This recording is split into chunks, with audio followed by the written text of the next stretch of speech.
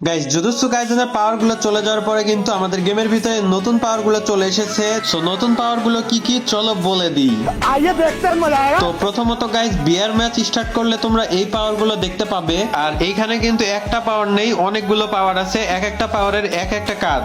So প্রথম পাওয়ারের যে কাজ সেটা হচ্ছে এম ফর দ্য উইন, মানে এটা যদি তোমার ম্যাপে পড়ে তাহলে তুমি যখনই নিচে নামবে তোমার হাতে একটা M887 ধরিয়ে দেওয়া হবে। যেমনটা দেখতে পারতেছো আমার হাতেও কিন্তু M887 আছে।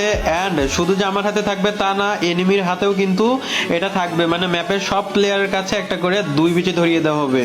সো দ্বিতীয় পাওয়ারে থাকছে প্লেন মাল ফাংশন। এই পাওয়ারটা যদি তোমার ম্যাপে দেয় তাহলে কিন্তু প্লেন এভাবে বাঁকতে বাঁকতে চলে যাবে। যাই হোক, গেরিনা নতুন কিছু গেমের ভিতরে আনতেছে, ভালোই হইছে। তো এর পরের পাওয়ারটা হচ্ছে ব্ল্যাক ফ্রাইডে। সো এই পাওয়ারটা তোমাদের ম্যাপের ভিতরে দিয়ে দিলে বুঝে নিবে ভেন্ডিং মেশিনের ভিতরে স্পেশাল স্পেশাল আইটেম আছে যেগুলো কিন্তু তোমরা খুবই কম দামে কিনতে পারবা। তারপরে পাওয়ারটা হচ্ছে ইটস রেইনিং এয়ারড্রপ। তো এটা যদি তোমরা দেখতে পাও তাহলে ম্যাচ চলাকালীন সময়ে ম্যাপের বিভিন্ন জায়গায় এভাবে বৃষ্টির মতো এয়ারড্রপ গুলো পড়তে দেখতে পাবে। তো এরপরের পাওয়ারটা হচ্ছে রাইজিং স্ট্রম। তো এই পাওয়ারটা দিলে বুঝে নেবা গেমের ভিতরে স্পেশাল কিছু থাকবে, লাইক এই যে দেখো ডেঞ্জার জোন।